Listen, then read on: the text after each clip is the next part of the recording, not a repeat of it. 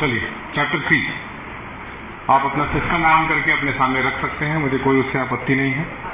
System use कर सकते हैं। आप ये तो कह रही थी कि ये नहीं आएंगे, भगवान इन तक मैसेज पहुंचा दिए कि इनके साथ बुरा हो सकता है अगर ये नहीं आएंगे, इसीलिए ऑटोमेटिक इनके दिमाग में आया होगा कि चल चलते हैं। चलिए हम लोग को आप, क्योंकि हम लोग के पास एआई में 5 बच्चे हैं, इसलिए हम लोग बहुत कायदे से पढ़ सकते हैं थोड़ा थोड़ा करके। और एआई की क्लासेस एटलीस्ट हफ्ते में ज़्यादा नहीं 2 से 3 क्लासेस चलाएंगे, ज़्यादा नहीं चलाएंगे, वो भी बहुत लंबे समय का भी नहीं चलाएंगे, 20 से 25 मिनट 20 से 25 मिनट बस। अब उतने में हम लोगों को कुछ चीज़ें सीखनी है। सेल्फ स्किल मैनेजमेंट हमारा टॉप पार्ट है 57। इसके पहले जो आपका यूनिट टेस्ट 1 में पेपर आया था, क्या वो सब कुछ आपको आ रहा था? एमसीक्यू वाले पेपर में आप सब कुछ कर लिए थे आराम से? हाँ, क्या जो क्वेश्चंस आए थे वो बुक से थे? क्योंकि वो एमसीक्यू था तो मेरे ख्याल से पढ़ने पे बहुत आराम से अंदाज लग जा रहा था। ठीक, अगला पेपर जो आपका हाफ ईयरली का होगा, हाफ ईयरली वाला पेपर आपका पूरा डिटेल में जैसे होता है लिखने वाला प्रॉपर पेपर होगा। और ये आपका होने वाला है 15 या 16 सितंबर से, सितंबर में ही। पहले ये एग्जामिनेशन अक्टूबर में कराए जाते थे, लेकिन अब ये अक्टूबर में नहीं, 1 महीना पहले होगा। सब कुछ 1-1 महीना पहले कर दिया गया है, ताकि हम लोग भी जैसे यूजुअल प्रोसेस है बाकी स्कूलों का उस हिसाब से चले। आपका डायरी मिला आपको? आपको डायरी नहीं मिली है?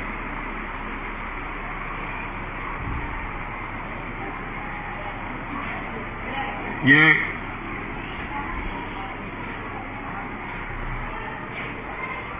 क्या नाम है इसका?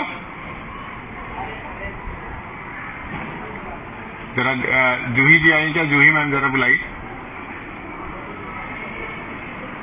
चलिए चैप्टर स्टार्ट करते हैं। Stress management and technique. देखिए स्ट्रेस मैनेजमेंट की बात की जा रही है। स्ट्रेस मैनेजमेंट का मतलब तो समझिए, एक आदमी ऑफिस में बैठा हुआ है, सर पे हाथ रख करके बैठा हुआ है, दिख रहा है आपको? नहीं दिख रहा होगा, हमको दिख रहा है। एक आदमी है ऑफिस में बैठा है और सर पे हाथ रख के बैठा है। इससे क्या पता चलता है बताएं? क्या पता चलता है इससे? आउट पास है तुम लोग के पास?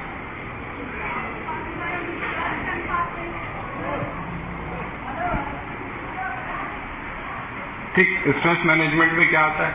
सर पे हाथ रख के अगर ऑफिस में कोई बैठा है तो इसका क्या मतलब? ऑफिस के काम से बहुत ज्यादा परेशान हो चुका है, थक चुका है, उसके एम्प्लॉय जो है वो उसके साथ कोऑपरेट नहीं कर रहे हैं, जिसकी वजह से वो बहुत परेशान है।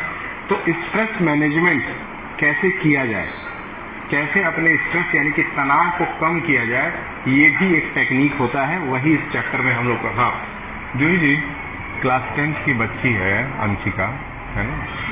और उसका डायरी का पैसा जमा है? हाँ सर आए नहीं है लेने, क्लास तक नहीं पहुँचाएंगे। अगर उनका पेमेंट है उनको आना चाहिए ना कि मैम डायरी कीजिए, जैसे सारे बच्चे। वो आपके पास आई नहीं? बिल्कुल नहीं सर। आप उसके पिताजी कल रात में फोन किया तो सर वो क्लास अगर सारे बच्चे ले रहे तो मैम से अगर अजीब उसी क्लास के और बच्चे आ सकते फिर वो क्यों नहीं आए? तुम डायरी लेने के लिए अभी तक मैम के पास गई नहीं थी? पूछिए गई है कि नहीं आई नहीं? डायरी लेने के लिए मैम के पास गई थी। तुम्हारे पिताजी कह रहे थे हमसे कि डायरी दिया नहीं जा रहा है, तो जब तक तुम जाओगी नहीं कैसे मिलेगा? अभी है अवेलेबल, जा करके अपनी डायरी लेके आइए, जाइए। आपका पैसा जमा है ना, तो डायरी अभी कर रही हो, तुम्हारे अंदर खुद ही आलसपन भरा हुआ। तुम्हारे पापा से हम बताएंगे तुम्हारे बारे में, अपनी गलती नहीं दोगे।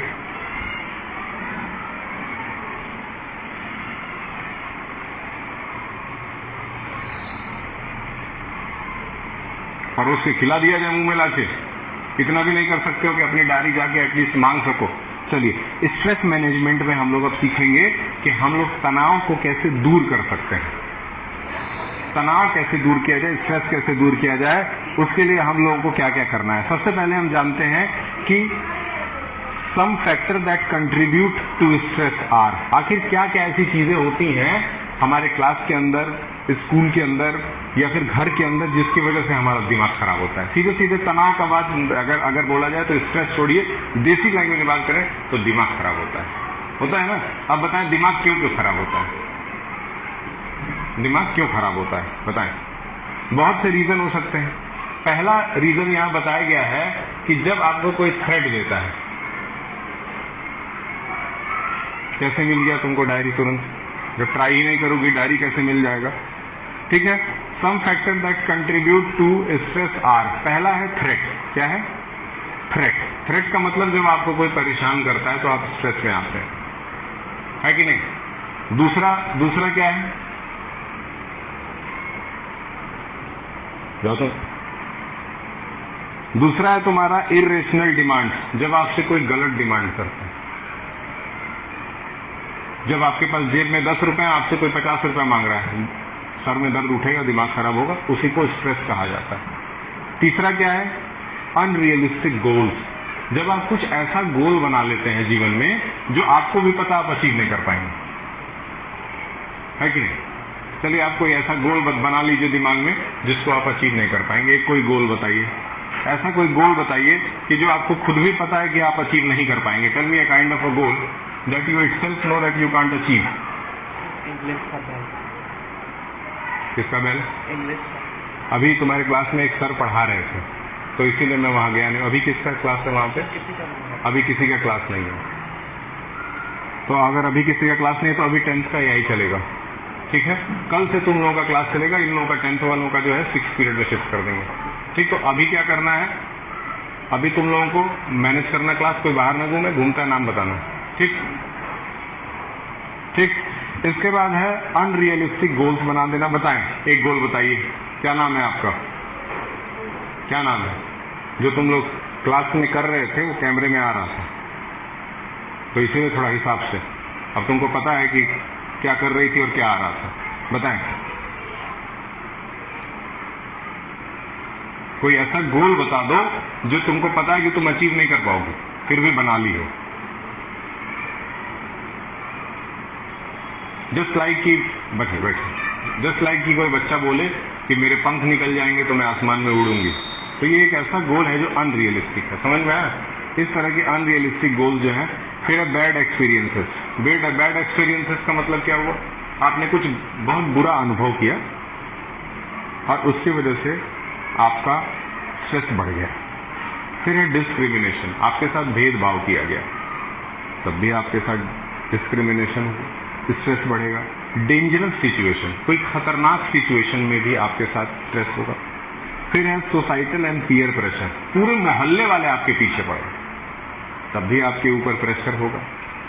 सोसाइटल एंड पीयर प्रेशर के बाद एक्सपेक्टेशन, आपने अपने आप से बहुत ज्यादा उम्मीद बढ़ा ली, आपने अपने उम्मीदों को बहुत ज्यादा बढ़ा लिया और आपको क्या लग रहा है कि मैं तो कर दूंगा, लेकिन आपसे हो नहीं पा रहा है, तो आप बहुत दुखी हैं। जस्ट लाइक आपने नीट और IIT के लिए फॉर्म भर दिया, तैयारी करना शुरू कर दिए और आप सवाल लगाते हैं, आपसे लगता ही नहीं है, आप डिप्रेशन में चले जाएंगे, इस तरह से स्ट्रेस में चले गए, है कि नहीं? क्यों? तुमको तो एकदम नींद आ रहा है, तुमको रियलिस्टिक गोल तुम्हारे पास नहीं है, इसका मतलब एक्टिव रहो, समझ रहे हो? फाइनेंशियल लॉस हो जाने की वजह से डिप्रेशन आ सकता है। फाइनेंशियल लॉस का मतलब जब आपको पैसे रुपए का नुकसान हो जाए, आपका जेब में 100 रुपीज था, कहीं गिर गया, बहुत दुख होता है भैया। 100 रुपए रहता तो कुछ करते, कुछ खाते, कुछ पीते, ठीक। इस तरीके से हम लोग स्ट्रेस को मैनेजमेंट करना इस चैप्टर में सीखने वाले हैं। स्ट्रेस मैनेजमेंट का मीनिंग भी दिया हुआ है, उसके बाद हम लोग अब सीखेंगे स्ट्रेस मैनेजमेंट के क्या क्या टेक्निक है और क्यों स्ट्रेस मैनेजमेंट इंपॉर्टेंट है। इंपॉर्टेंस की अगर बात करें तो स्ट्रेस आप मैनेज करते हैं तो आपका फिजिकल और मेंटल हेल्थ दोनों सही रहता है। फिजिकल और मेंटल हेल्थ दोनों को ठीक रखने के लिए आपको स्ट्रेस मैनेज करना बहुत जरूरी है। अगले पे अगर आते हैं, ठीक है, irrelevant stressors, dangerous stressors leads to stressful situation. It ensures sense organ and complete accomplishment. जो आपके ब्रेन के अंदर एक्टिविटीज हो रही हैं उनको कंट्रोल करना बहुत जरूरी है। जब आपका सर दर्द होता है तो क्या होता है? सर दर्द होता है तो आपको बहुत इरिटेशन फील होता है सर के अंदर। वो क्यों हो रहा है? क्योंकि कुछ ऐसे केमिकल रिएक्शन सर के अंदर हो रहे हैं जिसकी वजह से इरिटेशन फैल रहा है। समझ में आ रहा है आपको? ठीक है, इन सब चीजों को मैनेज करेंगे। मैनेज करने के लिए सबसे पहले हम इस्तेमाल करेंगे फिजिकल एक्सरसाइज का। भैया अगर आप फिजिकल एक्सरसाइज नहीं करते हैं तो आज से ही करना शुरू कर दीजिए। देखिए कुछ लोग जॉगिंग करते हुए नजर आ रहे हैं, दौड़ते हुए नजर आ रहे हैं। जब आप दौड़ते हैं, चलते हैं, तो आप उससे स्ट्रेस को मैनेज कर पाते हैं। ठीक, आपकी बॉडी जो है वो फिट रहती है, और फिट रहने के साथ साथ आप ज्यादा से ज्यादा परफॉर्म कर पाते हैं। क्या कर पाते हैं? परफॉर्म ज्यादा कर पाते हैं। आपका परफॉर्मेंस लेवल अच्छा हो जाता है। हर जगह जो फिट आदमी है वो ज्यादा अच्छा परफॉर्म करता है, चाहे कोई भी फील्ड हो, चाहे वो टीचर ही क्यों ना हो। अगर वो फिट है, स्वस्थ है, एक्टिव है, तो वो ज्यादा अच्छा पढ़ाएगा, क्योंकि उसके अंदर एनर्जी ज्यादा है। क्लियर है? आगे बढ़ते हैं। योगा बहुत अच्छा टेक्निक। योगा करिए, मेडिटेशन करिए। मेडिटेशन और योगा करने से सबसे ज्यादा स्ट्रेस दूर होता है, क्योंकि वो आपके ब्रेन को रिलैक्स करता है। ब्रेन को क्या करता है? रिलैक्स करता है। याद रखें, इसीलिए योगा और मेडिटेशन पे खास करके आपको ध्यान देना चाहिए। लंबा लेक्चर नहीं है, 15 मिनट का, इसलिए टाइम चेक कर लें। 11 हो गया। चलिए, फिर आता है meditation. Meditation has been a part of our tradition for thousand of years. It is a way of bringing positivity into the oneness. During meditation, one need to focus on a single point. जब आप meditate करते हैं तो आपको चुपचाप बैठ करके किसी एक चीज पे ध्यान देना होता है। अपने ब्रेथ पे, यानी कि अपने सांसों पे ध्यान देना होता है। अपने ब्रेथ के ऊपर आपको फोकस करना होता है। आप उस पर ध्यान देते हैं तो उसी को मेडिटेशन कहा जाता है। चलिए आगे बढ़ते हैं।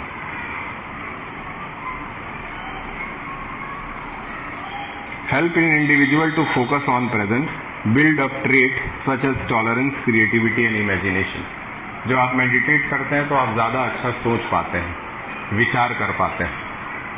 ठीक है। Helping to change the perspective during difficult situation. जब सिचुएशन डिफिकल्ट आती है तो अपने आप को कंट्रोल कर पाते हैं। ये सब कुछ मेडिटेशन से होता है। मेडिटेशन सेंटर्स कई जगह खोले गए। अब तो मेडिटेशन एक तरह का बिजनेस हो गया है। बहुत सारे, मेरा ही एक स्टूडेंट है, वो अब मेडिटेशन सेंटर खोला है। वो मेडिटेशन लोगों को घर जाकर के भी सिखाता है, और उसके पास लोग सीखने भी आते हैं, और साथ में योगा भी सीखता है। पानी के अंदर जाकर के 10 मिनट ऐसे बैठने आ गया है उसको। पानी के अंदर जाके 10 मिनट बैठ जाता है। समझ में आ रहा है? तो बहुत लंबे समय से, 10 साल से लगभग वो सीख रहा था। सीखते सीखते सीखते सीखते अब बहुत सारे लोगों को सिखा भी रहा है। तो आप, ये भी एक तरह का एक प्रोफेशन हो गया मेडिटेशन, और स्ट्रेस को कम करने के लिए। चलिए ठीक है, अच्छी बात है। It relaxing, foster feeling and unity, integrity and cooperation, develops a sense of creativity, self inspiration and socialisation. It is a relaxing and regenerating experience. Taking nature walk. अब देखिए, वॉक करना बहुत जरूरी है। सुबह सुबह उठिए, नहीं उठते मत उठिए, कोई दिक्कत नहीं है हमको। सुबह सुबह उठने से ऐसा कुछ खास होता नहीं है। जो बोलता है वो हमको नहीं लगता बहुत सही है। आप सुबह मत उठिए, कभी भी उठिए। जब मन करे तब उठिए, जब मन करे तब सोइए। लेकिन जितने बजे उठते हैं उसके बाद से उतने ही बजे तक काम कर लीजिए। सिंपल नियम है। आप 10 बजे उठे तो 10 से 10 काम कर लीजिए। 12 बजे उठे, 12 से 12 काम कर लीजिए। समझे? तो मैं 9 बजे कभी कभी सो के उठता हूँ, कोई दिक्कत नहीं है, 9 से 9 काम कर लेता हूँ। 10 बजे सो के उठता हूँ, 10 से 10 काम कर लेता हूँ। 6 बजे उठता हूँ, 6 से 6 काम कर लेता हूँ। समझ रहे हो? 12 घंटा काम करना ही है। 12 से 14 घंटा डेली आपको काम करना पड़ेगा फ्यूचर में, अगर कुछ अच्छा करना है, अचीव करना है तो। अगर 14 से ऊपर जाएंगे, 16-17 जाएंगे तो और ज्यादा आगे जाएंगे। तो नौकरी करने वाले लोग 6-7 घंटा काम करते हैं, लेबर मिस्त्री 5-6 घंटा काम करते हैं। उसमें भी चाहते नहीं है काम करना। ध्यान दोगे तो करेंगे, तो नहीं करेंगे। समझ रहे हो? जो मालिक होता है वो 18 घंटा काम करता है। जो मालिक होता है वो थकता थोड़ी ना है, वो लगातार काम करता रहेगा, क्योंकि उसको तो काम करवाना है ना, उसको मेहनत करना है बाबू। समझ रहे हो? हम लोग यहाँ मेहनत करने आए हैं। समझ में आया? हमारे और आप लोगों में कोई अंतर नहीं है। बस हम आपसे बड़े हैं तो हम आपको पढ़ा रहे हैं, आप हमसे छोटे हैं तो आप हमसे पढ़ रहे हैं, और कोई अंतर नहीं। हम लोग सेम तरह के फैमिली से बिलोंग करते हैं। आपके भी घर में लड़ाइयाँ होती होंगी, मेरे भी घर में होती। आपके घर में भी पैसे की कमी होती है, हमारे घर में भी होती है, सही है ना? सब लोग एक जैसे हैं, बस थोड़ा सा पढ़िए, सीरियस रहिए। आपके क्लास में जितने भी ऐसे बच्चे हैं जिनको भविष्य में फ्यूचर में कुछ नहीं करना है, कुछ नहीं बनना है, उनके चक्कर में मत पड़िए। कहिए तो हम ऐसे लाइन से गिनवा देंगे, ये लोग हैं, ये कुछ नहीं करेंगे जिंदगी में। अब 10-15 साल बाद देख लीजिएगा कुछ नहीं कर रहे होंगे। क्योंकि जब हम पढ़ाना शुरू किए थे तो जो बच्चा 10th में था इस समय 2 बच्चे का बाप है। जब हम पढ़ाना शुरू किए थे 2009 में, तो उस समय जो बच्चा 10 में था वो इस समय 2 बच्चों का बाप हो चुका है। तो हमको पता नहीं चल जाता कि उस समय क्या कर रहा था, आज क्या कर रहा है, बताएं। इसीलिए 10th वालों को जब देखता हूं इधर उधर डिस्टर्ब करते रहते हो तुम लोग। एक आध तुम्हारे क्लास में हीरो टाइप के लोग भी हैं, भाई लोग भी हैं, मुंबई के भाई आयला है, जायला है, भाई वाले भी हैं लोग, है ना? तो ये सब एक एक झापड़ के हैं, इनको यहाँ से इनके घर तक मारते हुए ले जाएंगे सब लोग मिल करके, स्कूल के टीचर्स। और फिर वहां बैठाएंगे और फिर वहां घर में भी सबको मारेंगे, सबके सामने इन लोगों को। समझ रहे हो ना? एक दिन देखते हैं जब कोई ज्यादा बदतमीजी करेगा तो यही किया जाएगा, एक ही साथ सारे टीचर्स मारते हुए ले जाएंगे घर तक, और फिर वहां घर वाले ही मारेंगे इनको। इसलिए ऐसे बच्चों के साथ मत रहिए। आपको अगर फ्यूचर बनाना है, लोगों से अलग रहिए, ठीक है? 1 साल से ऊपर हो गया ऐसे स्कूल में, 1 साल से ऊपर हुआ है कि नहीं? आप आज तक ऑन रिकॉर्ड बता दीजिए कि मैं किसी टीचर से खड़े होकर फालतू बात कर रहा हूं कहीं। ऑन रिकॉर्ड कैमरे पे दिखा दीजिए हमको कहीं भी कि किसी टीचर के साथ खड़े होकर के बात कर रहा हूं, और मैम बताएं ठीक है सर, कैसे हैं, कल अच्छा था, पार्टी अच्छा चला, अच्छा लग रहा है, ये लीजिए सर टिफिन खा लीजिए। आज तक कभी देखा है किसी भी टीचर के साथ? ना देखा है ना देखेंगे, क्योंकि हमको अकेले रहना है। क्योंकि हम यहाँ टीचरों से कंपटीशन करने नहीं आए, हम यहाँ टीचरों के ऊपर रूल करने आए। समझ में आ रहा है? तो मेरा रूलर का माइंडसेट है, आपका भी रूलर का माइंडसेट होना चाहिए। याद रखना, बंद कर दीजिए, ठीक है?